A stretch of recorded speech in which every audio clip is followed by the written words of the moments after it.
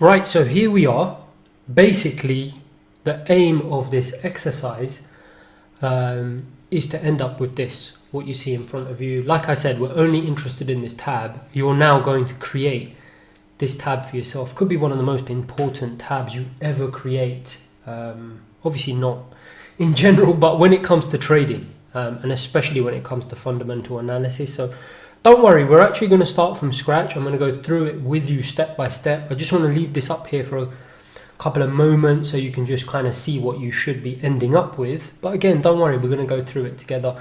I do typically like to zoom out a little bit, have it a little bit more tiny so I can have more information on my page.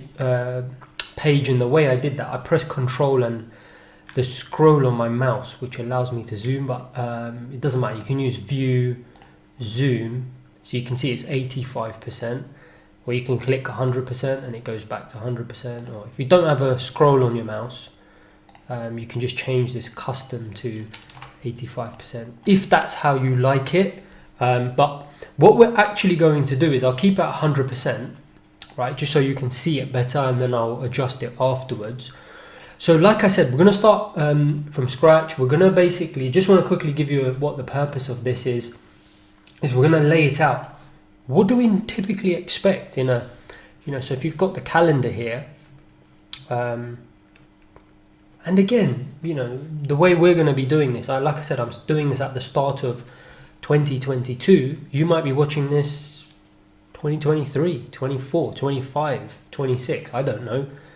So obviously it's going to be just using the same principles I show you. It's going to make no difference. Just the data that we use to help us build our calendar is going to be more in the time that you're actually looking at it. But as you'll see, that doesn't matter. The reason I say all this is because let's just imagine it's January, and you know how the calendar is, right? 4 weeks, and then all the days going across, very badly drawn. But what this is helping us to do is just say, right, well, I'm here right now, and I'm looking out into the month, and maybe even, eventually we're going to look out even further. And, when is stuff coming up? When is stuff actually coming up? And I noticed this, no one does this. I have no idea why. It's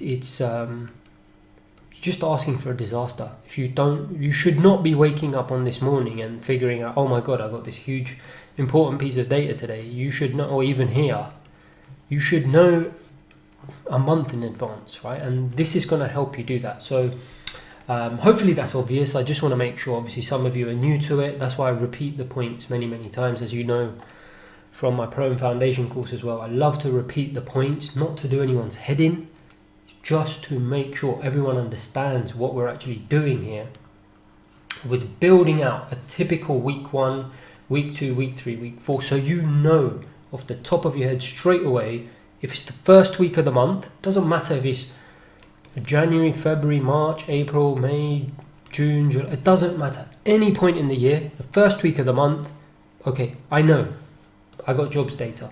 Obviously this is the US, right? Everything here is built US, and you'll see why. The US is the most important, largest economy in the world, just ahead of China, quite a bit ahead of China actually, about 5 trillion ahead of China, but 10 times bigger than the UK, and I'm from the UK, but that's why I follow the US market, because it is the most important. But if you're interested in UK fundamentals, obviously you can build this for the UK in the same way that I'm going to show you how I'm building it. I'm just thinking, we haven't got started yet. I'm saying a lot, but the reason is it's important, right? There's going to be people here who don't necessarily interested in US economics. They're more interested in UK, European economics. Me personally, I'm 100% focused on US economics, and I think they're the most important. If you're following UK assets, you need to be knowing what's going on in the US economy anyway. For me, it's all about the US, but just saying to you, don't worry if you're not focused solely on this. You can also build something for the UK or for the EU and so on and so forth. You just got to follow the same principles that I'm about to show you. So like I said, week 1, week 2, typical week 1, week 2, week 3, week 4. Let's build this from scratch, so you have your own fundamentals dashboard. Now to do that, first thing I need you to do, or you should do, start up your Excel, right? Or you can go to File, New, Blank Workbook, right? So you'll have a blank workbook. It's going to look something like this, hopefully. Okay, let me just move the other one out of the way. Okay, so you should have a blank workbook, right? So like I said, we're going to build this from scratch. Nothing. So again, don't worry if you've never done this before. This is why I do it. If you have done it before, you know, just bear with me. Obviously, there will be some who have never built something like this before. But very quickly, everyone's going to be at the same level because we are going to basically ramp up the pace very, very quickly. So the first thing we're going to do is let's rename the tab. Okay, let me just make sure I'm not blocking anything. Yeah, looks good so far. So where it says sheet 1, I call it obviously G7. I double click there, G7 FX monthly calendar. You know, like I said, we're just giving ourselves a template of what a typical month looks like. So I can almost wake up on any given day and know in the next 4 weeks I've got this coming. It's already there. I don't even need to look at a data calendar because I have a template of what a typical month looks like. That's why I call it a monthly calendar. I call it G7FX monthly calendar. I don't care, you can call it whatever you want. The gingerbread man's monthly calendar. And obviously I'm joking, but you know, I'm exaggerating the point. Don't worry too much about, you don't have to call it G7FX if you don't want to. Obviously I'd love it if you do, but if you don't want it, that's fine. Next thing we're going to do is, I'm just referencing the reason I keep looking to the left, I'm just looking at what I've already built, which obviously helps me. We're going to put in here typical month. Okay, you can either use Control and B for Bravo, or you can just bold it. Okay, I'm going to bold it. I like to bold it, and you can just drag this out.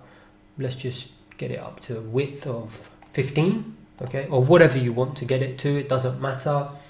We're then going to put here, let me just move this. Nope, that's okay. Week 1. Okay, so this is going to be our typical week 1 of any given month. Every single month, what typically do we get around the first week? So that's going to be week 1. Now I have my own particular style. You don't have to do this. If you don't want to blank everything out, I like to. So I believe, if I remember correctly, it's in view and it says grid lines, right? I like to switch the grid lines off so it's nice, blank. It's just a preference I have. If you want to leave the grid lines on, doesn't matter. It's not going to make you a better or worse trader, right? If you do it differently to me, it's literally just aesthetics. I like to have it like this. It's just how I did it. When I worked in investment banking, I used to like doing it like this, so that's how I continue to do it. So I like to have my main things in black and then the writing in white. And again, that's bold. Okay, so week 1. We're then going to do, obviously, the days of the week. So Monday, Tuesday, Wednesday, Thursday, Friday. Okay, I'm doing this with you, so don't worry. Like I said, if it's the first time you're doing any of this, we're going to do everything together, every single bit, so don't worry about that. Monday, Tuesday, Wednesday, Thursday. What we can do, now you can leave as many, I like to leave 3 lines in between, but you can leave whatever you want. Let's do all the weeks. So obviously you can go in whatever steps you want to go in. I'm going to go in whatever steps I want to go in. Okay, cool. I was just making sure it was recording there because I've done this before where when I built the foundation course, I recorded an entire module and I forgot to press record. So, you know, just checking there to make sure that it is recording, which it is. So we'll leave 3 gaps there and then we're going to go to week 1. So what I did there, right, I'm using shortcuts, which is a bit cheeky, sorry, because you can't see what I'm doing. You can either use Control C, or you can hit copy, right, go down here and then right click and paste. Okay, so, or Control V, it's up to you, you can use shortcuts. Here we're going to double click there, week 2, okay. So again, you can use shortcuts if you want. Obviously it's a bit easier. Copy. We're going to go 3 down to cell B23. Can you see it says B23 there? That's where I am, cell B23. And then paste, just this first one, just normal paste. We'll talk about pasting values and formulas and things like that later. But for now, we're just going to do a plain paste because they're all going to be the same. Week 3 and then week 4, final week, right? Now, typically a week will have a month will have 4 weeks. Sometimes it's going to have 5 weeks. It just depends, obviously, how the month falls. So what you may have, and it does become a little bit awkward, and that's why it's important just to have a general template, because every month will be ever so slightly different. Sometimes the first might start on a Wednesday. Sometimes the first might start on a Monday. If it starts on a Monday, obviously it's nice because you get kind of a full week, and then a second week, and then a third week, right? But if it starts on a Wednesday, do you see? Suddenly you've got half a week. Sorry, that's a half. You have, sorry, let me just clean this up a little bit. You have half a week at the start, and it makes it a little bit uneven. And I'm mentioning this for a reason. Don't worry, it's not that important. But you see, you start there and you end up having half a week there. And then you end up extending because you end up having, kind of like going over into an extra week and so on. So it can sometimes be like 4.5 weeks, sometimes 5 weeks, 4.5 to 5 weeks, because you've got that extra because it started, the first was in the middle of the week. I don't care about that. It really doesn't matter. Okay, I'm not here to worry about things that are unimportant. End of the day, the first week is the first week. I know roughly it's going to be in the first week, so that's what I care about.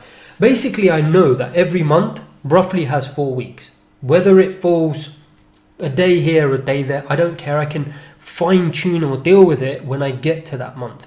In general, I'm treating every month the same as if it has 4 weeks.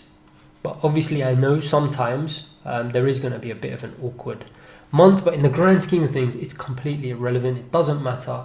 I'm saying this because some of you might be wondering this, that obviously a month doesn't necessarily follow this exact schedule.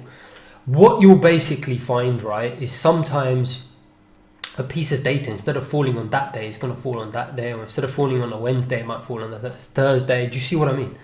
Grand scheme of things, it's irrelevant. The point is that we have the rough placing, right? Because we're not... Do you remember I said to you about commercial, retail, and whatever? They wake up on the day and then they're like, oh, this is the piece of economic information coming out today, or fundamental data coming out today. Because I'm preparing you to look at stuff weeks in advance, we don't care about a day or two here. In fact, there's a massive advantage the way that we're looking at things. Because we're looking out so far in advance, we already know it's roughly in that area. We don't care about the exact day. We can firm that up when we actually just double, triple check things, which I'm going to show you how to do. But for our purpose, for this model, we're going to assume that every week is the same. And it's a great way to do it. Primary, so that's going to be next. So if you just write here, primary. So for me, this is like primary data, data that I've, just from my experience, and we're going to, so I know I'm talking a lot here, but it is very important because I don't want it to just be an exercise of, hey, just do what I tell you to do and that's it. No, it's got to be context. There's got to be context behind everything you're doing. You've got to know why you're doing it. Primary data. So the point is, when we start putting data in here, okay, I'm going to be doing things like, hey, GDP is important, payrolls is important, jobs data is important, inflation is important. I don't want you to think, oh, I should just take Envy's word for it. And I said this in the Pro Foundation course a lot. No, you know, that's not the way to do things. I'm even putting myself down here. That's because I want you to be the best. And to be the best, you need to question everything. So everything we put down here, don't worry, we're going to go into detail. We're going to discuss inflation. We're going to discuss FOMC. We're going to discuss GDP. We're going to discuss all these things. But look how much I talk. If I did it in the module, this would be a 24-hour module basically. So for now, obviously I'm going to tell you what I think is important. You can change it if you want, but we are going to discuss them all in a lot of detail throughout the course. The purpose of this is literally just to build the dashboard. It's not to have a debate about what's important, what isn't. Hopefully you'll have a rough idea anyway of what's important.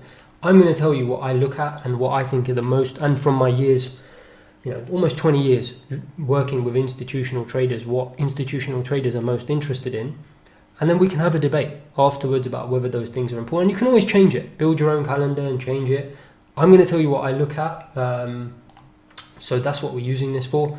So primary and then secondary. Okay. So again, like I said, we'll decide, or I will tell you what I think is important from a secondary perspective. And then I'll give you the reasons why, and then you can decide whether you agree with me or not. And if you want to have different stuff in here, fine. You can build this any way you want. That's the wonderful thing about this. It's not, talk about it a lot, right? In terms of, so put here release schedule, because I want to know, when is it released? Is it released monthly? Is it released in the first week, second week? We're going to put all this down. So we have this as our basis. And then again, I'm going to make these bold, so highlight all of them. So the point I was trying to make earlier is that, like I said in the Pro and Foundation, indicators are useless, right? And this is, it's relevant. I say that here. There's no fixed template for what matters.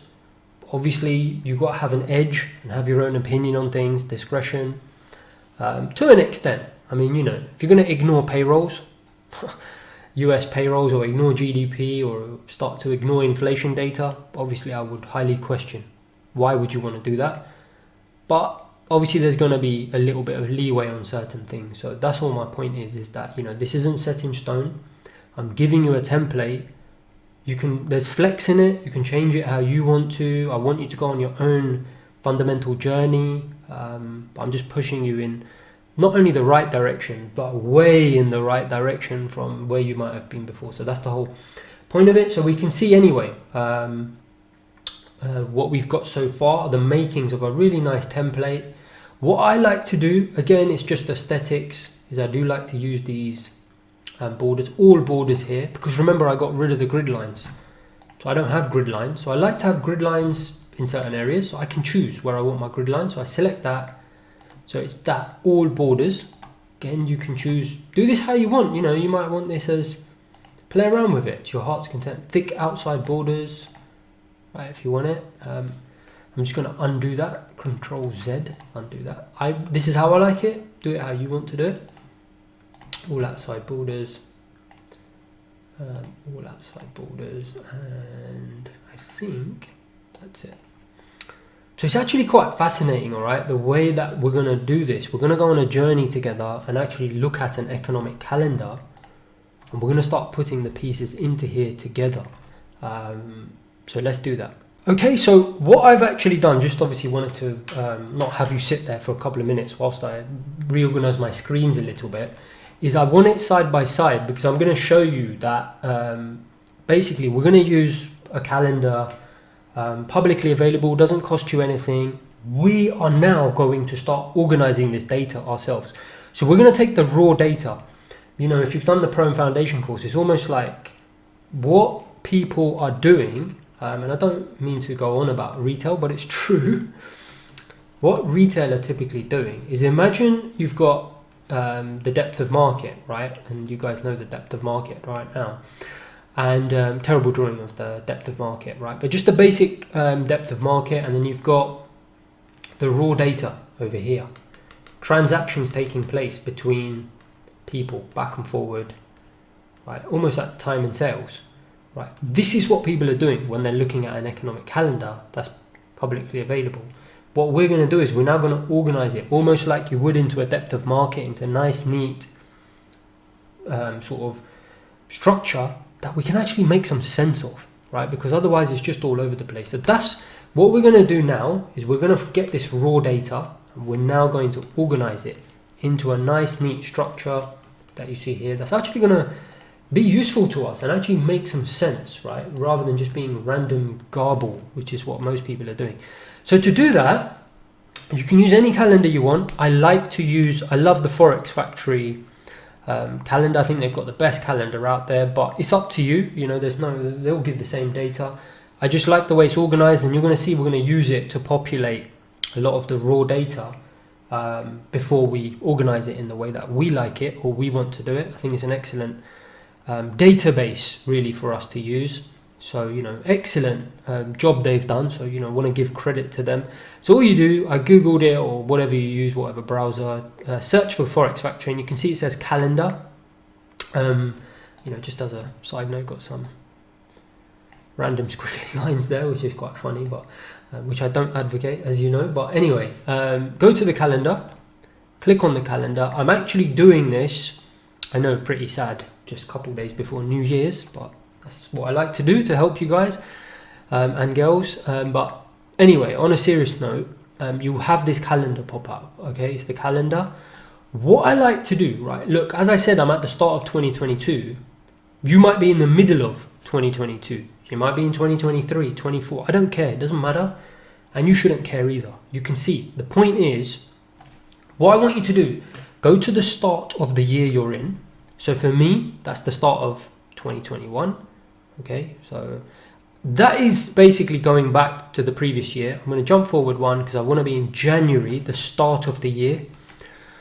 Now, the way I filter my data, right? So I'm going to click the second one down because that's really the first week of the month. Do you remember I said sometimes it's awkward and the first falls in the middle of the month? I talked about earlier. You can see that there. That's really the first week of the month, right? We can see that for all intents and purposes. And you can see 1, 2, 3, 4 weeks.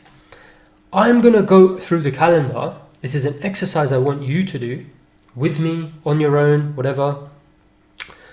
And start picking out the data you think is important.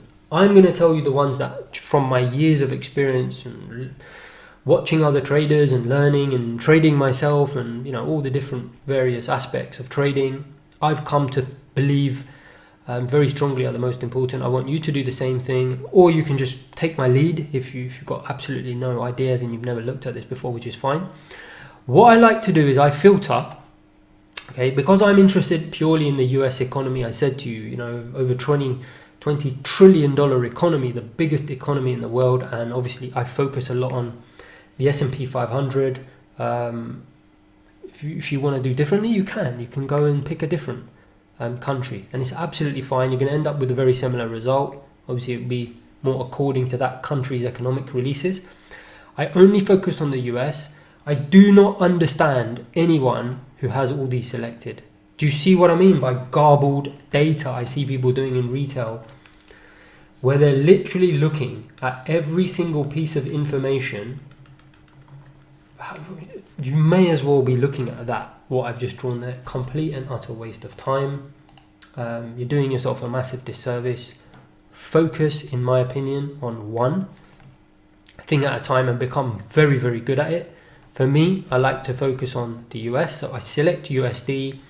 I'm happy with all event types, that's fine, I don't discriminate there.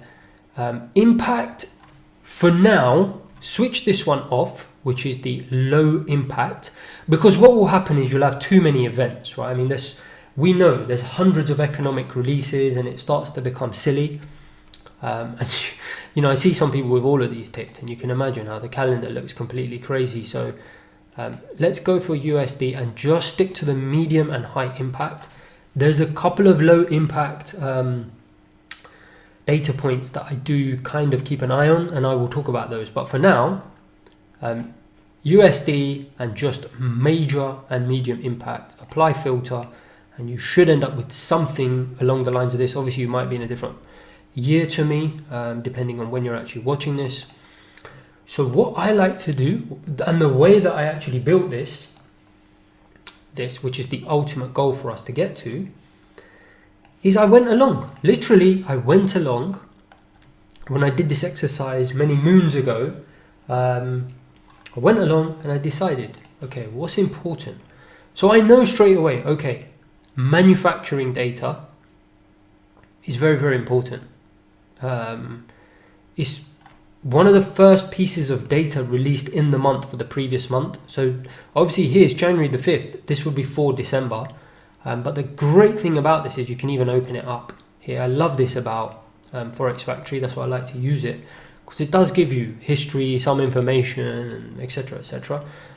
So what I would do here, if you agree with me, I would say this is a very important piece of data. So I put it in here, ISM, or you can just copy it. That might be easier just to copy it.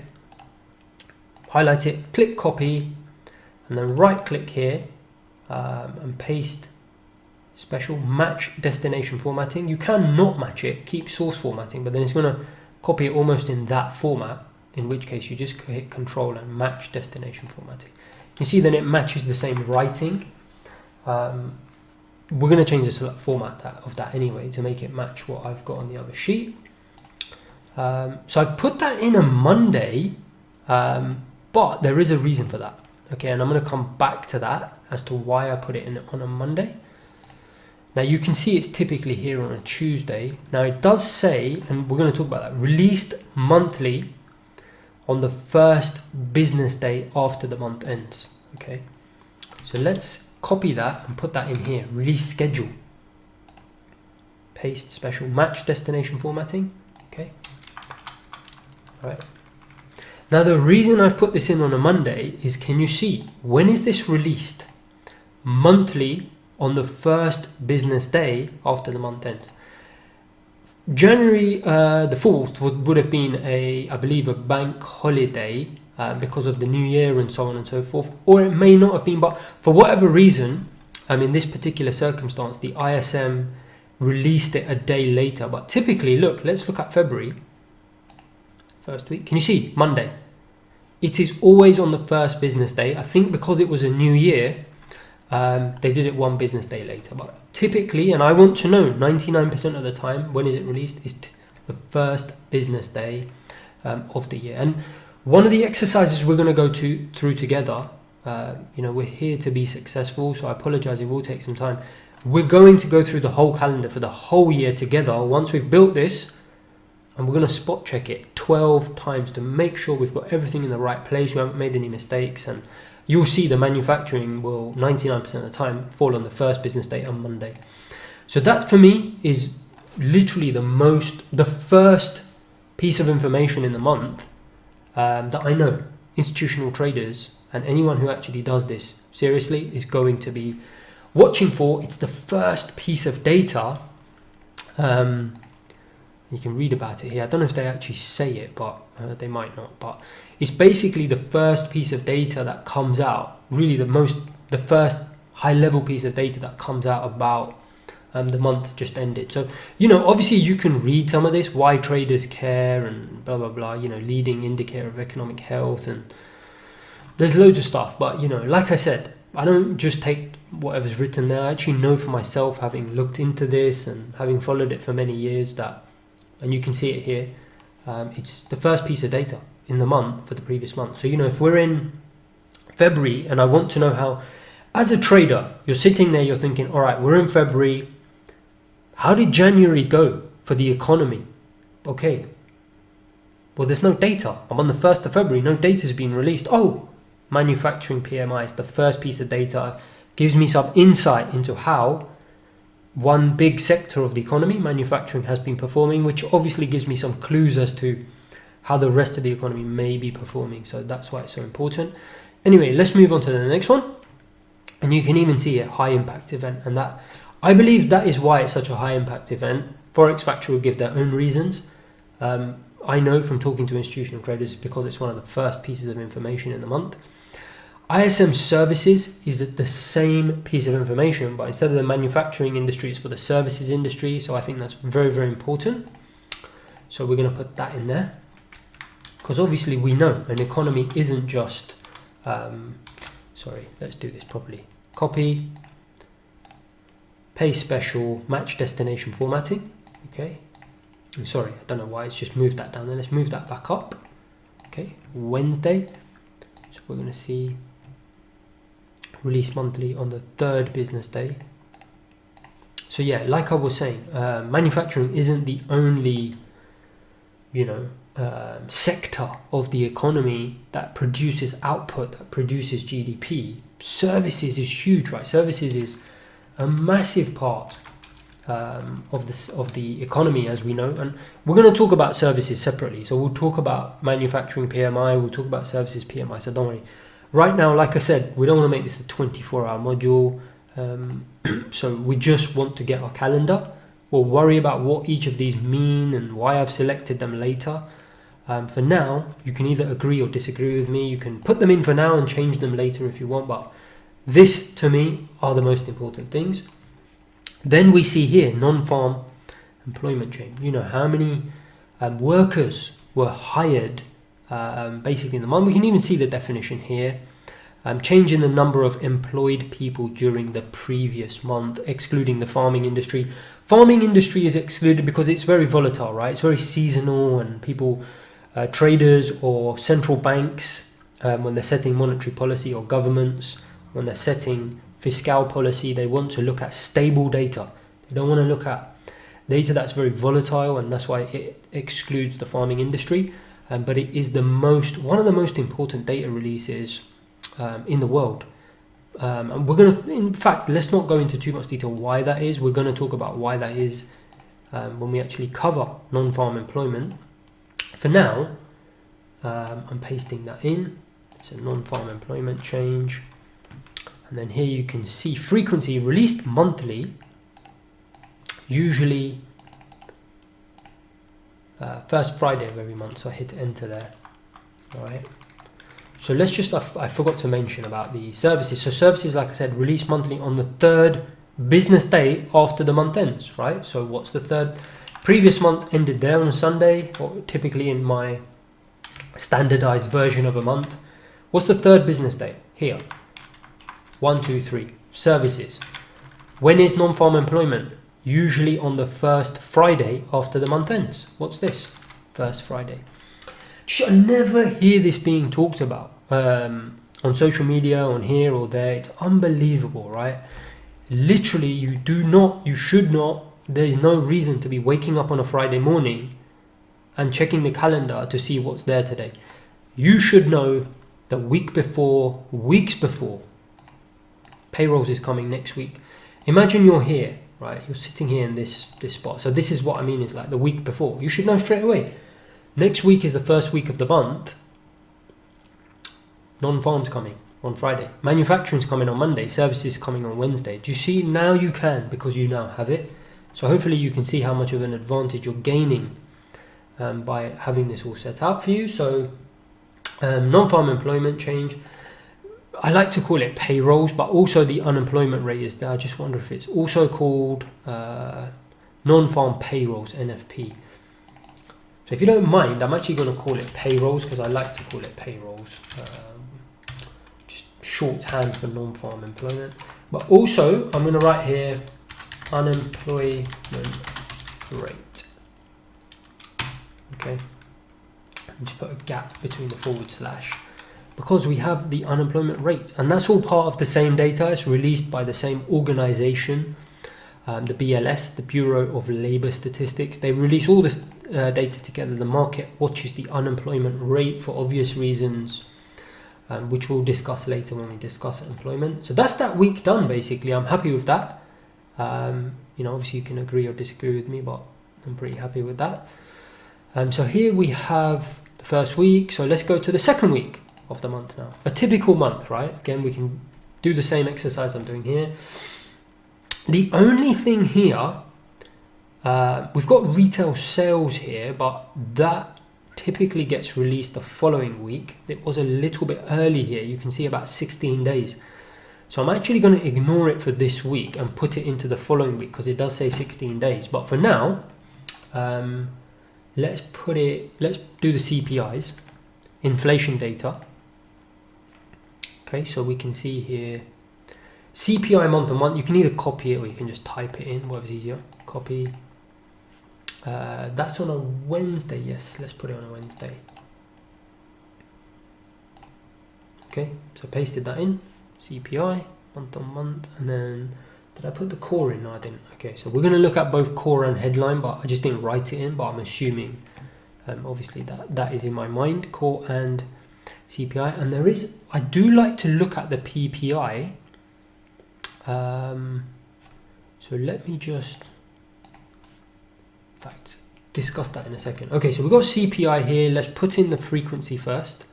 So frequency released monthly about 16 days after the month ends. Okay, so that is, let's put that in there.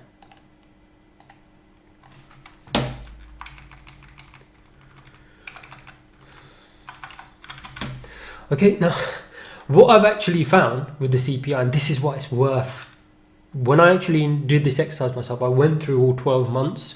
You can imagine it will take eternity for us to do it that way around. So what I've actually found is sometimes these aren't perfectly accurate. I have typically found that the CPI will always fall in that second week. Okay, so we can double check that anyway, and we're going to check that together. Can you see here, second week CPI? Right, can you see that? March CPI, can you see? It's the 10th. It's not what it's written here. Release monthly about 16 days. It's not, it's more like 10, 11.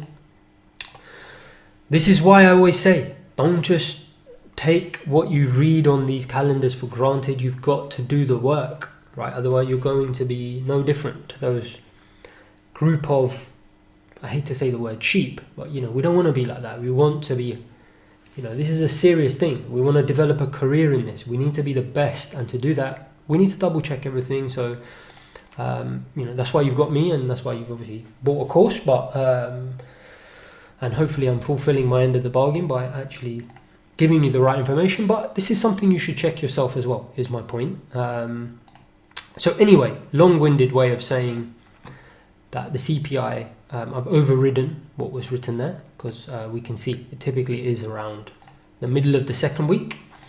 Now, one other one, right, I'm going to put in, but isn't that high impact, is PPI.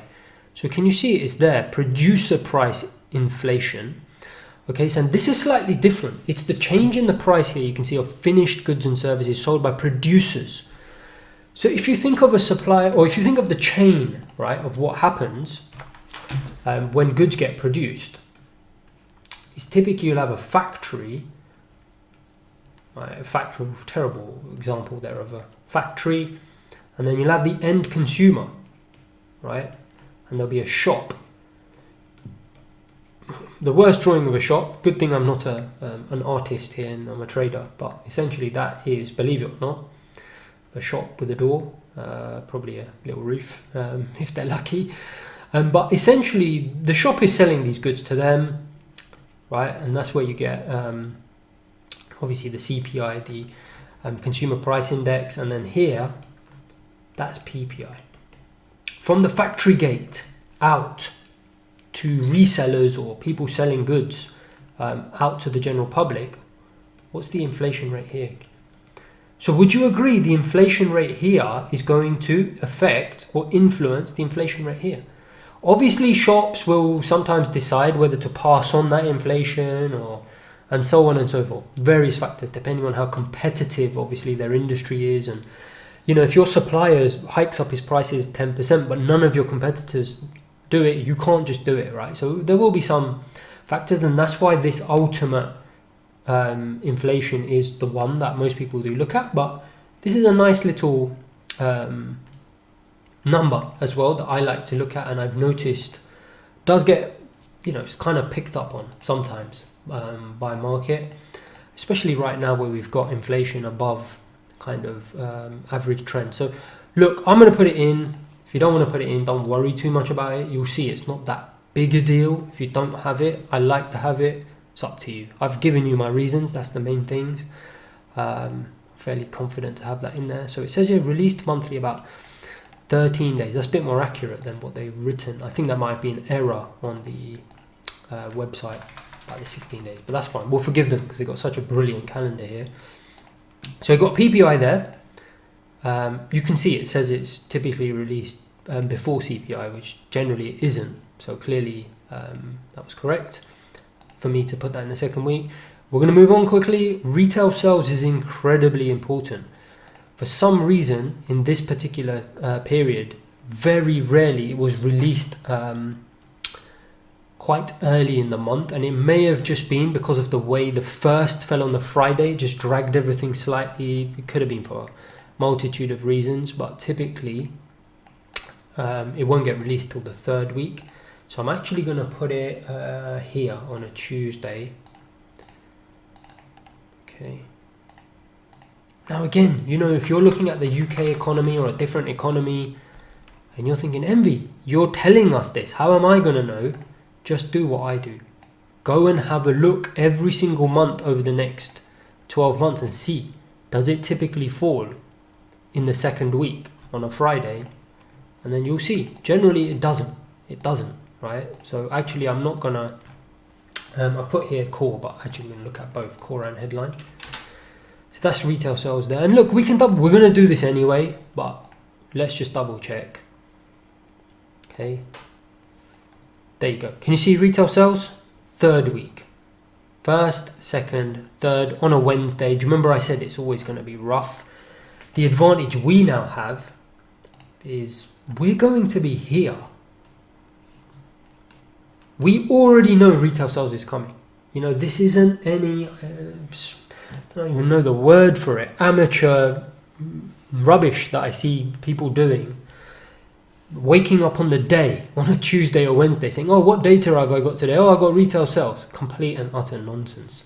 Now, you're with the elite, you've got your own table, you already know 2-3 weeks in advance, I got retail sales coming up in week 3. Then it's okay, just fine tune, you know, just at the weekend before, whatever. Oh, okay, it's this month, it's on the 17th, cool. And then adjust. And we're going to do that. We're going to have another tab. We're going to have the next 2 months planned out beautifully. The point is, you know, you're not shooting in the wind, basically. I don't know the word for it, but you're not just shooting randomly, right?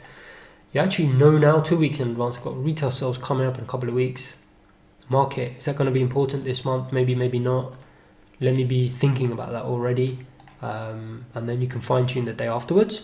But we're in the rough ballpark. We can just double check here March as well. Third week, there you go, retail sales, Tuesday. You see, I know straight away where to look. Third week of the calendar, I'm not all over the place and exactly what's going on. So that's retail sales.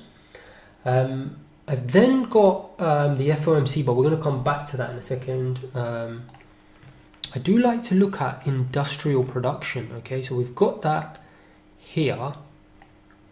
Right, you can see the market doesn't consider this high impact. I think it depends, okay, how much focus there is on that, depending on where we are in the business cycle and stuff. But in general, I like to just kind of have it. It doesn't matter if you agree with me or not. You can just ignore it if you want. It's basically the change in the value of output produced by, you can see it here, manufacturers, mines and utilities, okay? So kind of like the manufacturing PMI, but rather than a survey, it's actual output data. So it's actually very important. Gives us a decent clue as to how a big part of the economy may be performing from an actual output perspective rather than a survey perspective.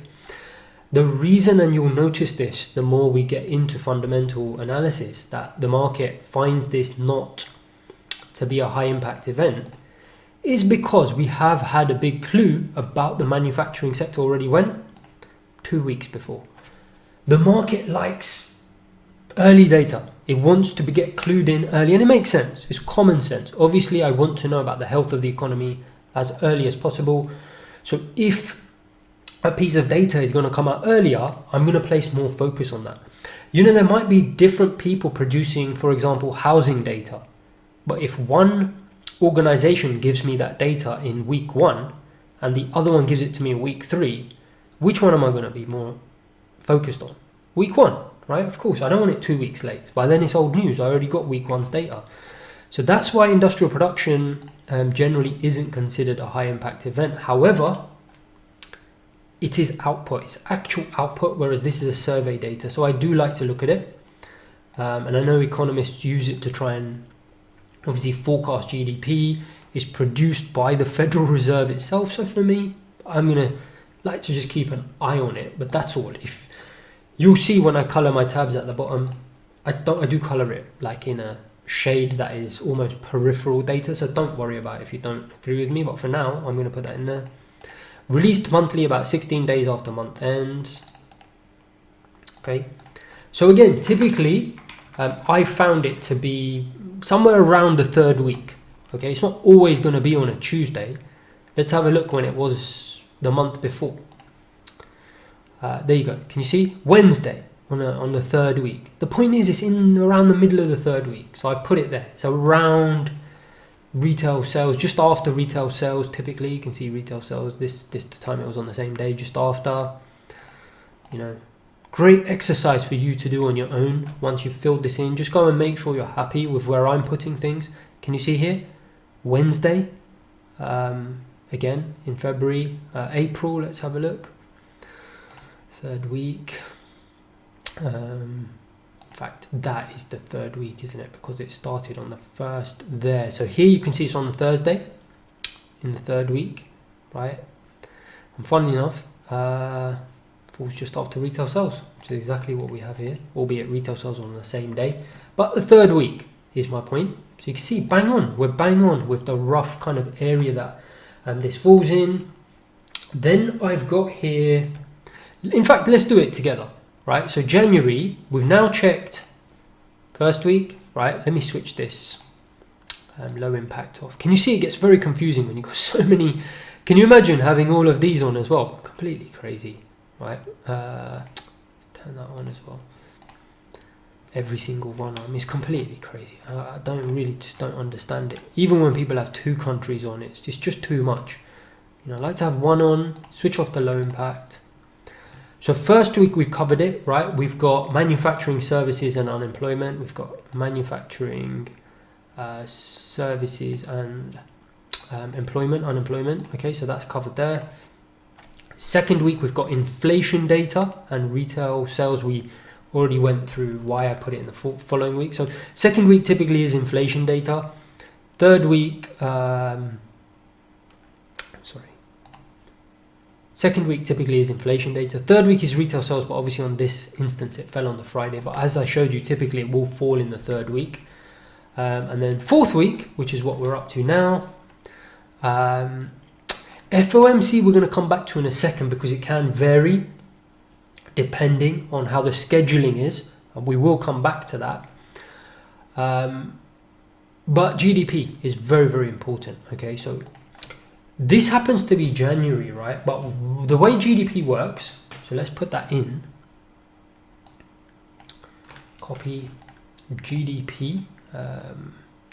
I've got it in on a Wednesday, week 4. So let's do that. Okay.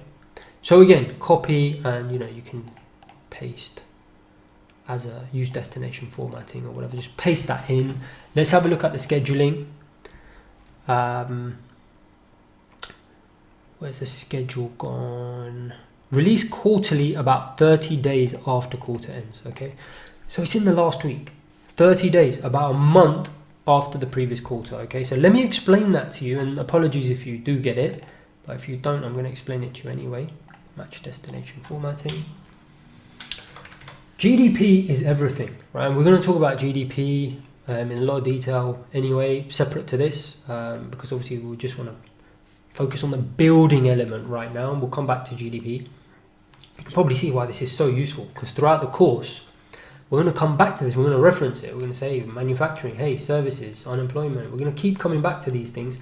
They're so nicely laid out for us now. We don't have to use this calendar. But anyway, point is GDP. So the way it works, okay, and forgive me if you know this already, let's look at a typical year, okay? So a year. Again, you might be watching this in 2022, 23, 24, 25, it doesn't matter. This will never change, right? At least not in my lifetime, unless a different civilization comes in and they decide to change it. But let's be honest, it's not going to happen. So typically what you'll have is January, February, March, April, May, June, July, August, September, October, November, December, right? That's Q1, that's Q2, that's Q3, and that's Q4. Okay. Now the problem is with GDP, okay, it's released quarterly, okay. There are reasons for that, because it's very difficult to gauge how an economy is performing month on month, because really what GDP is trying to do is bring all of this information together in one number with more other information. We're talking hundreds of data points that the BEA is using. So that's the Bureau of Economic Analysis, which is a government department, I believe, of commerce. Forgive me if I quoted that wrong, but we'll check that anyway later. It's a government department responsible for letting us know what the output of a country's economy is, right? And without that, you can't make decisions, right? But the point is, it brings all the data together, every sort of piece of output that has happened over a period of time.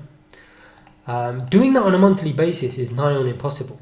So it's typically done every quarter. Now, the point is, if let's say you're in January, there's no GDP data, right? Because you're in the middle of the quarter. How can you have quarterly GDP data when you haven't even finished the quarter? So nothing is nothing will be reported for that quarter. February, nothing. March, nothing. Okay. Then on March, the 31st or whatever the end of the date is, the quarter finishes. Now the BEA can start to bring all the data together because that quarter's ending, right? You can't have output data for output that hasn't been produced yet. Okay, so what then happens is you have 30 days. Can you see? Released quarterly about 30 days after the quarter ends. That's why. 30 days.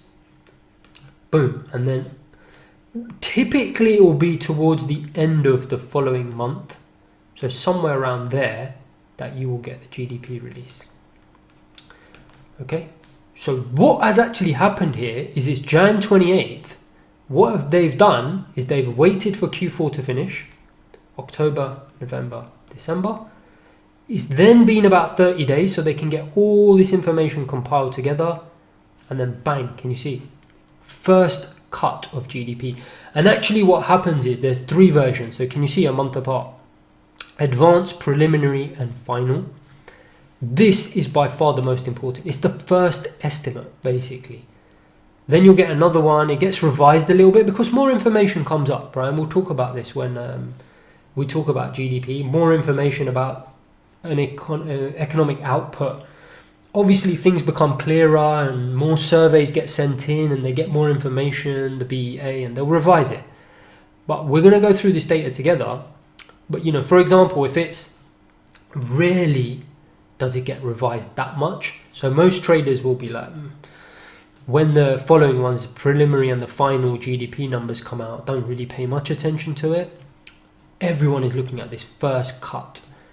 So for example, for this quarter, Q4, the previous quarter, so this one here, it then got released 28 days later, GDP 4%, right, in this example.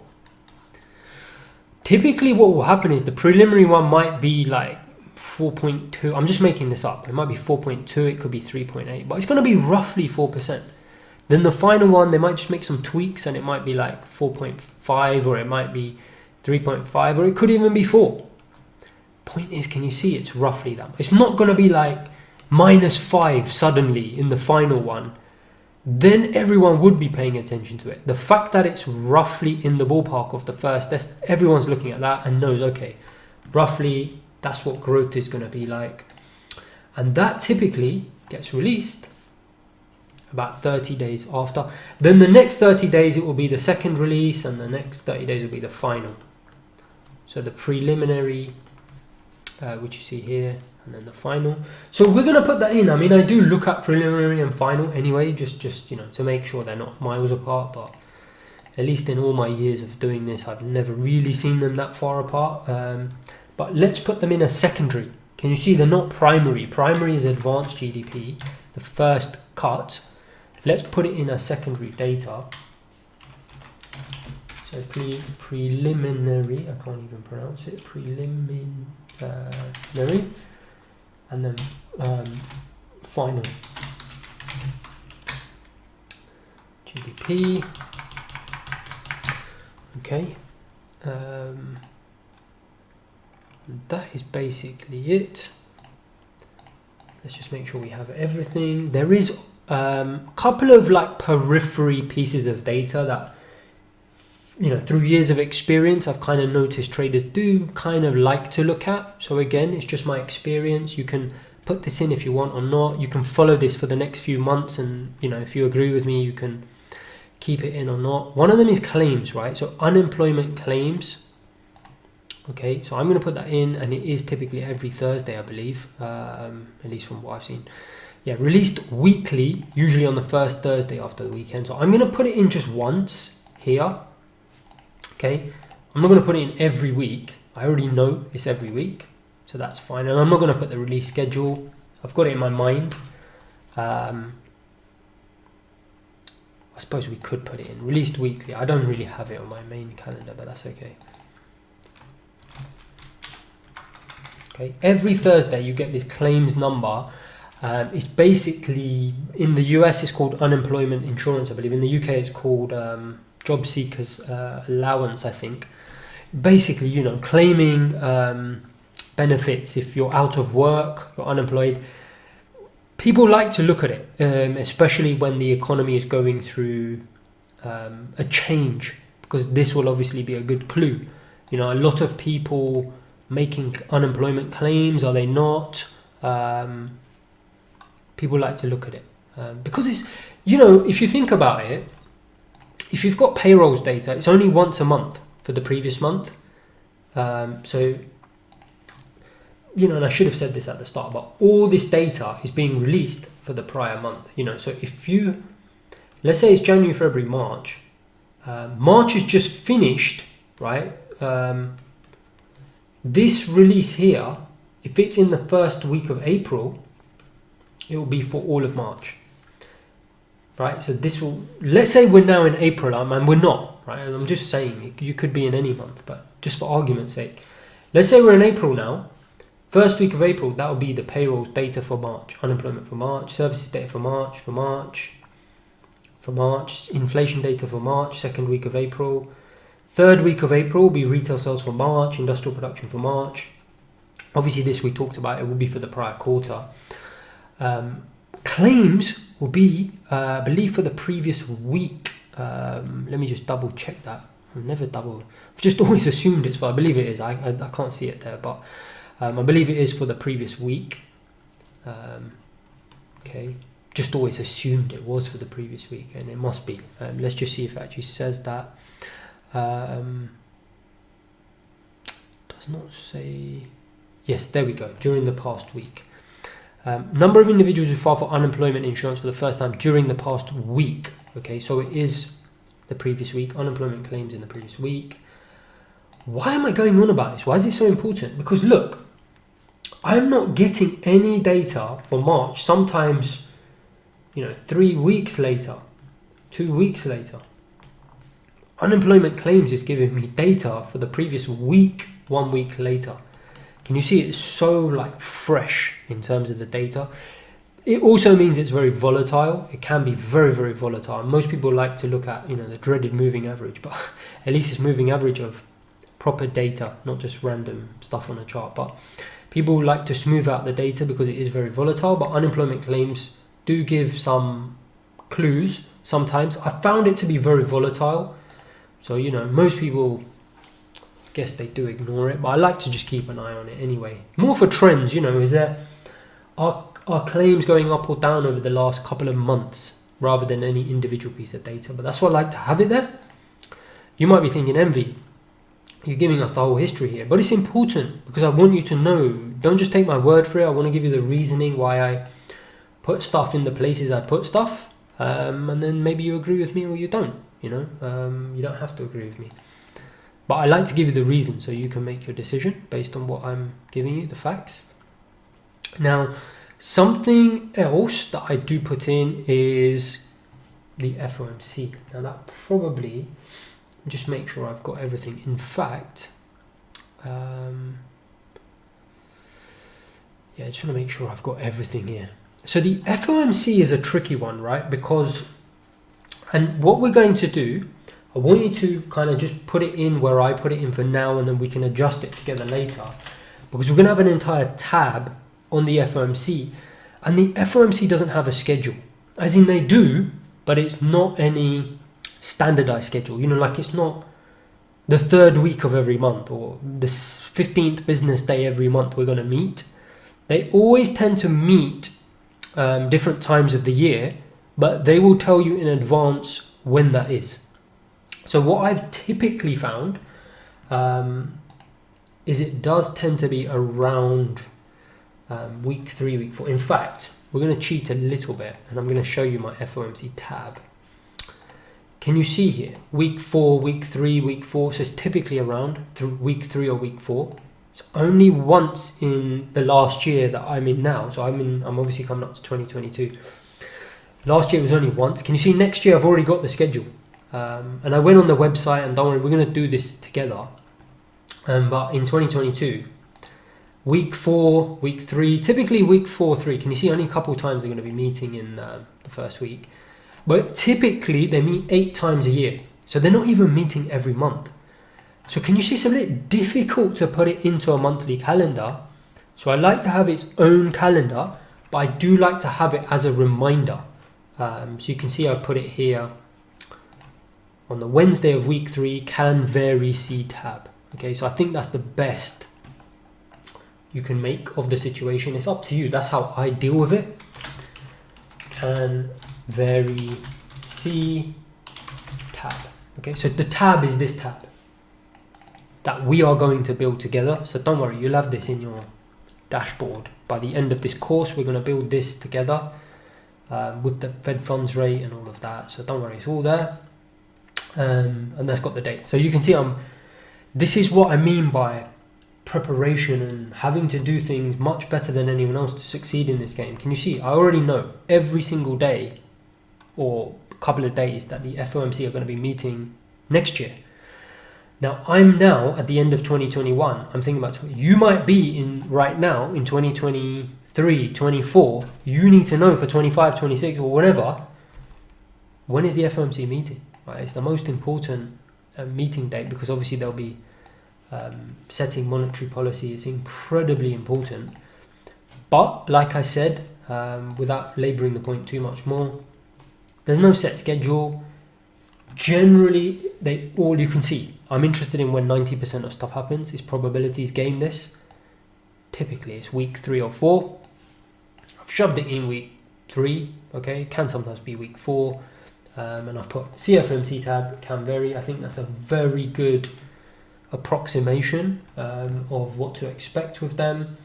And I just want to make sure there's nothing else. There's a couple more pieces of data.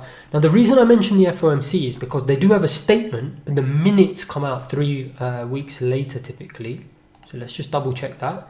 So that was the 4th week of January, typically about 2-3 weeks later. There you go, FOMC meeting minutes. Do you see why it's so important to know these things? I didn't have to scramble around thinking, oh, where are the minutes? I knew straight away. 3 weeks later, I went, ticked 3 weeks later, and there it was. Because I know this stuff at the back of my hands. Why? Because I built something like this for myself, and I've kept it there, you know, and I know this better than the back of my hand. So that's what I would suggest you do. Now, typically this depends, right? If they meet in week 3 of one month, 3 weeks later would be week 2 of the following month. So I normally put it in here. You know, it's going to be a bit arbitrary. It might be Tuesday, might be Wednesday. It'll be around 3 weeks. Okay, so you can see that here. Scheduled 8 times per year. We already said that. And the minutes come out 3 weeks. You know, I said 3 weeks after federal funds rate is announced. Okay, so we're going to put that in here. Paste special. Sorry, not paste special. Paste, use match destination formatting. Okay. So it says here 3 weeks after the Fed funds rate is announced. That is here. That's this FOMC. When the FOMC, the Federal Committee, the Open Market Committee, when they meet to discuss where interest rate should be, that is where they set the federal funds rate. The federal funds rate is the interest rate. 3 weeks after this, the minutes are released. Okay. Now, typically the minutes, I've put them as a secondary. You might be thinking, hey, Envy, why haven't you put them as primary? Because the statement, which was week 4, wasn't it? There you go. This statement, FOMC statement, typically is the minutes, but in a compressed format.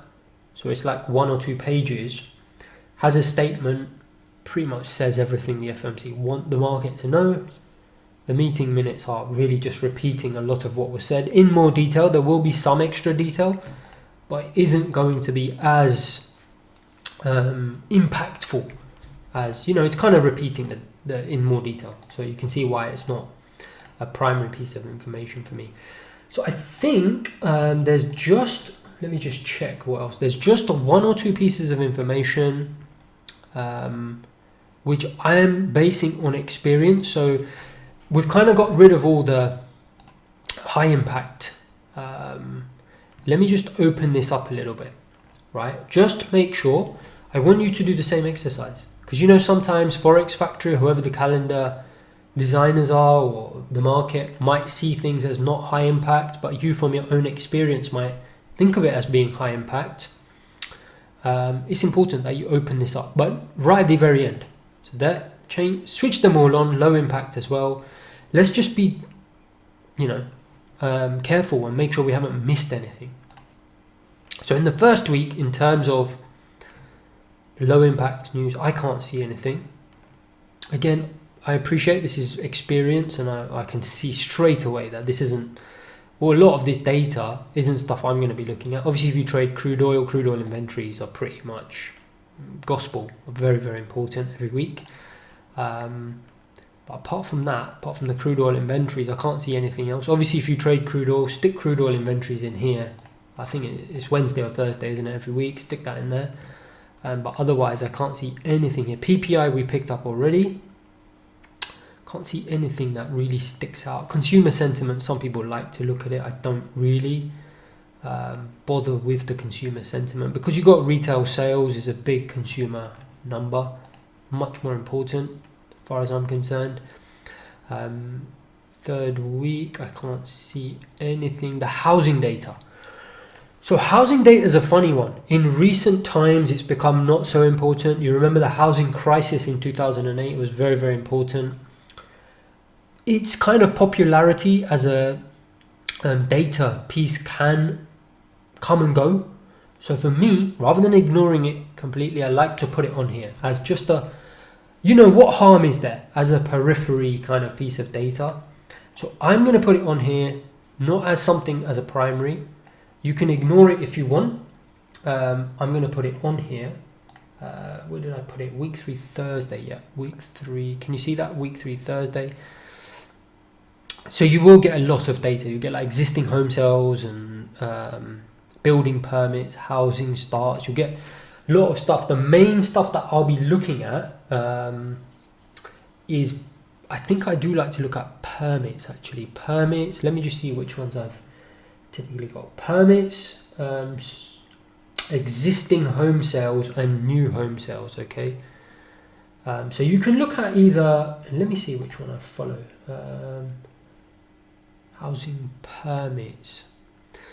Okay, so the one that I like, permits and housing starts, you can see they're so similar. In fact, I look at all of them. I didn't even realize that I was looking at all of them. So you can see I've got housing permits, housing starts, new home sales, existing home sales, and then I compare housing permits and existing home sales together. So we're going to do all of this together. I go a little bit over the top, to be honest. It's really not that important, the current economy we're in. This was more, I used to look at it in a lot of detail, obviously, when the last recession, 2008 was there, when it was a lot of focus on housing data. I did like to look at it. Permits typically tend to be the most important, because if you think about it, people will be applying for permits when they're feeling quite bullish on the economy.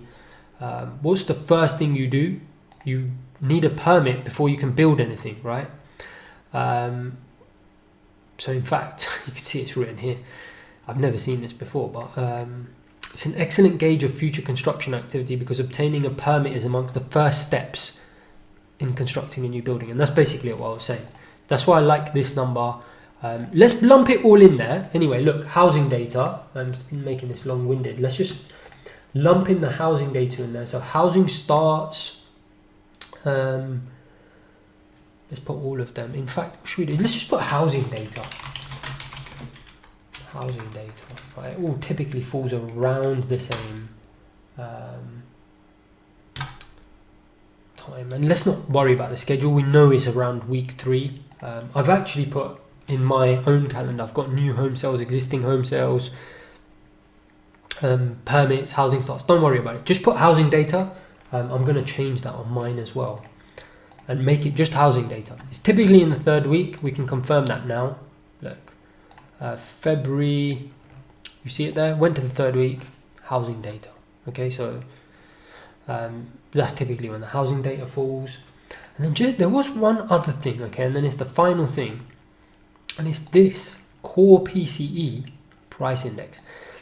Basically, it's another form of inflation data that typically the Fed, we don't know for certain, but I think it's something that the Fed does like to look at as a piece of inflation data.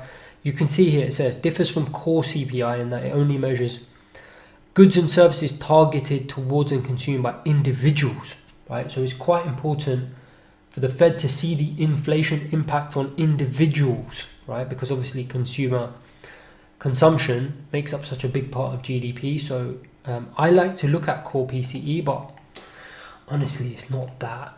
I would even say it's a secondary piece of data, okay? Released about 30 days after month end, and that is why, and I promise this is the last piece of data. Honestly, you're going to see there's actually not that much data that you need to follow in the month, even though it may not seem the case. Okay, so now what we're going to do is we're going to just clean this up. And I know this is taking a while, but you can see it's for your own benefit. It's going to be incredible. Once you've done this once, you're done. You don't need to do it again. You're absolutely done. So what we're going to do is we're just going to clean this up now. So it's up to you how you do this. Okay, you can have basically your highest impact news in whatever color you want. For me, we'll talk about it, why this is afterwards, but the most important pieces of data are payrolls and FOMC.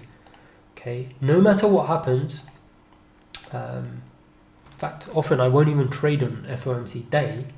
That's how important that is.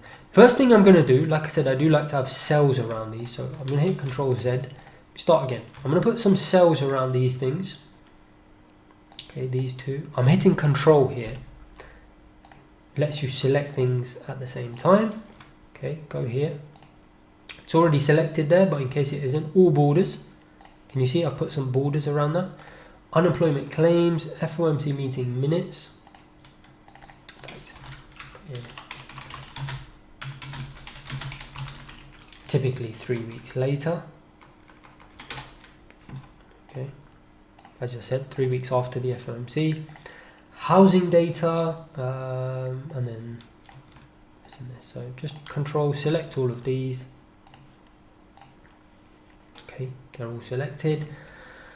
You can put these in boxes if you want.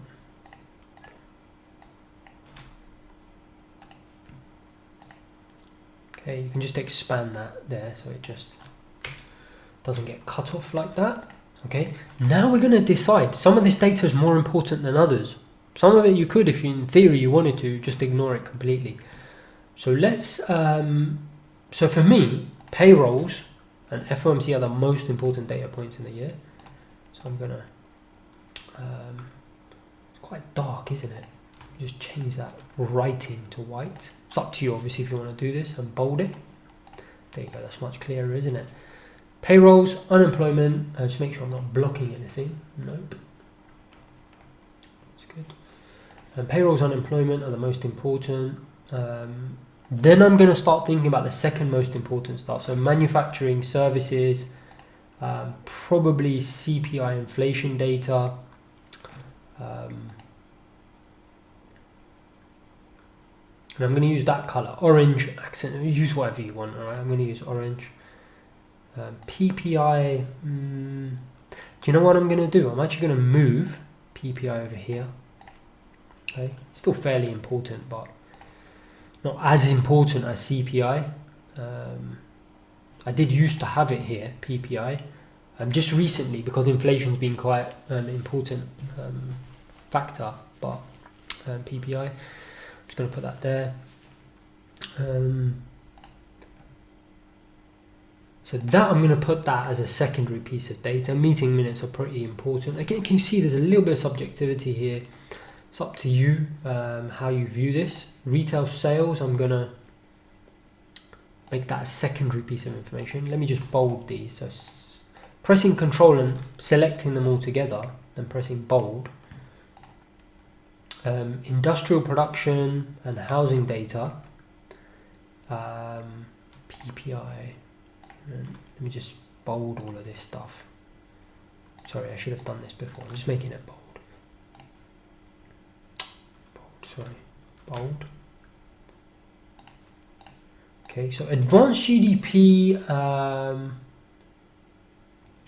don't actually have that as a secondary. Let me put that as secondary piece of data. Industrial production,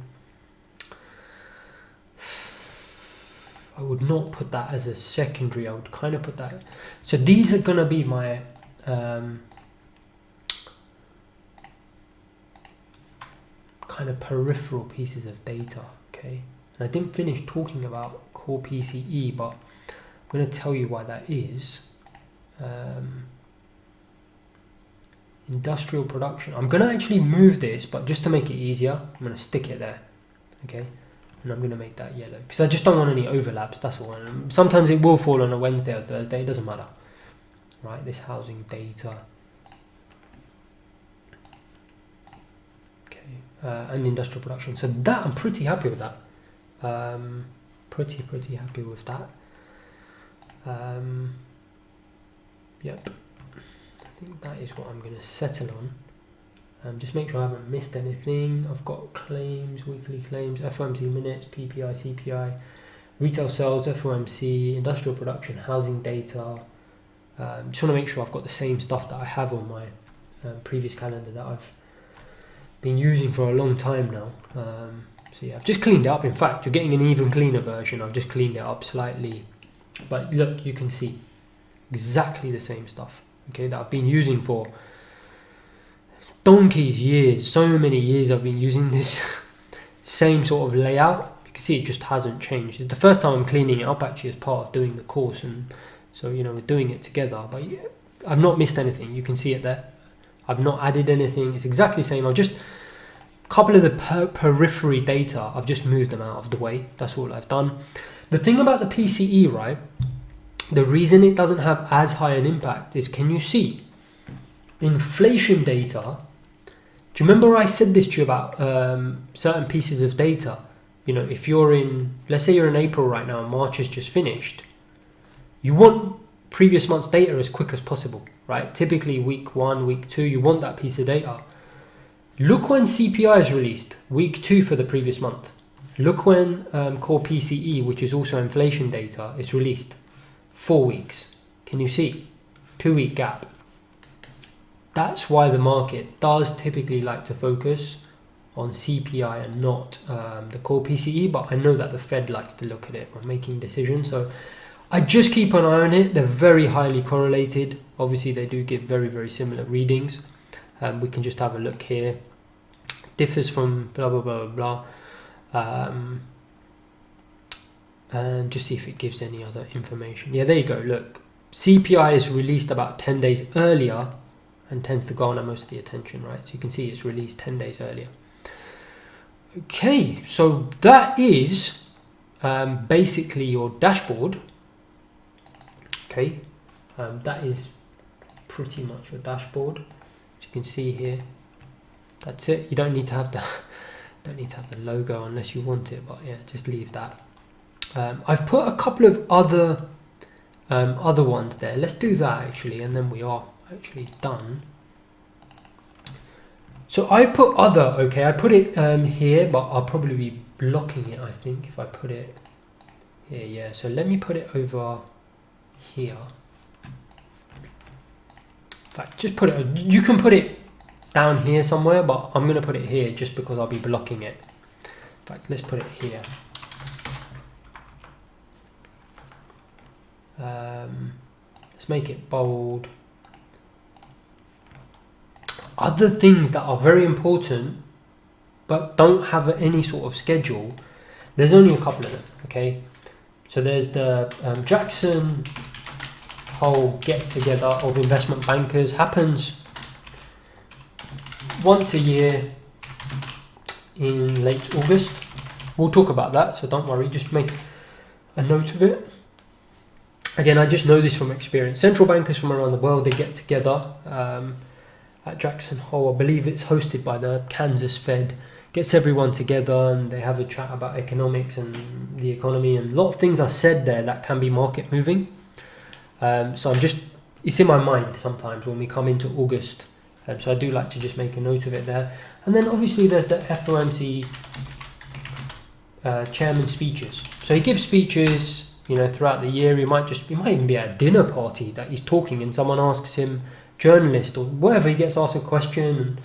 It could be any sort of event, probably won't be a dinner party, but it could be any sort of event, and he might just say something, and that can sometimes have a little bit of an effect on the market. I don't typically pay much attention to it because he's not actually doing anything. He's not changing the Fed rate, he's not making a hard decision, he's just giving clues, and sometimes that can have a bit of an impact on the market. So I like to just be aware if there is any kind of FOMC speak coming, especially from the chairman.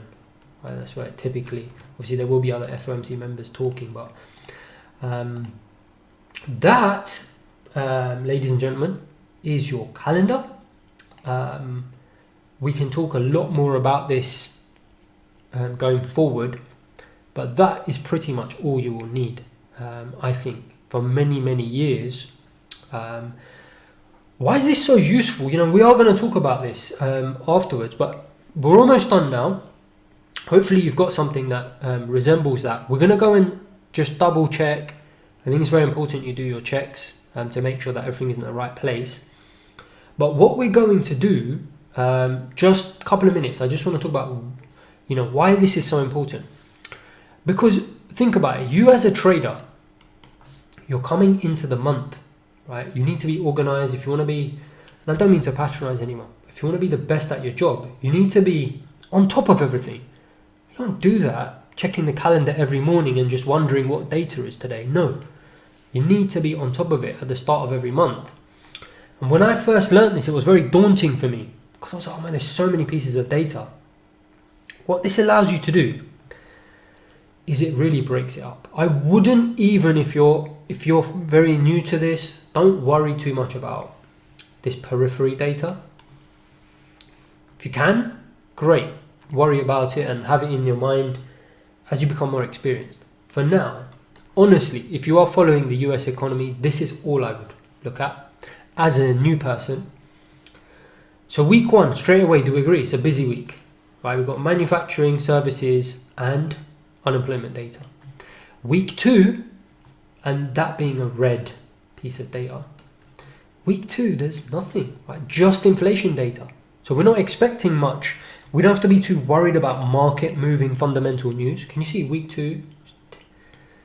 Relatively quiet, right?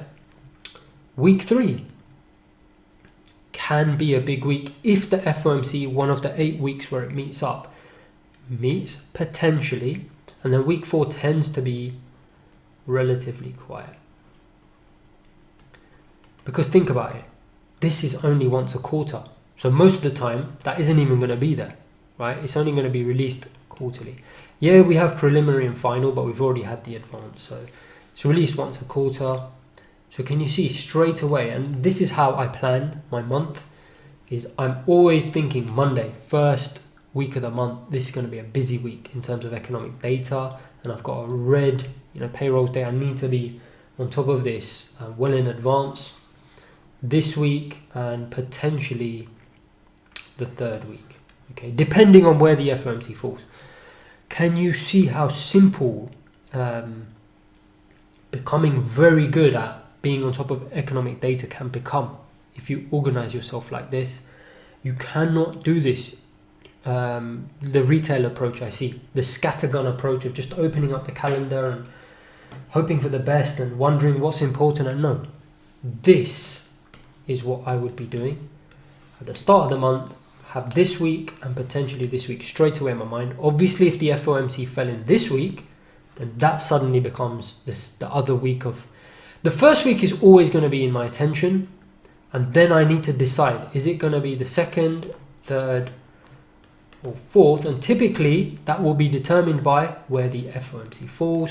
And if there is no FOMC, then generally I'm going to have kind of equal attention across all of them, as in much less than I would in the first week, but just more minor attention across these other weeks if there's no FOMC in a month.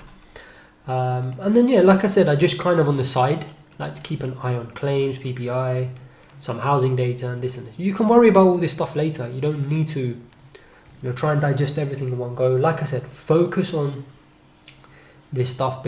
Know this stuff like the back of your hand, and you will, believe me, you'll be miles ahead of most traders that I know. Just get to know these pieces of information.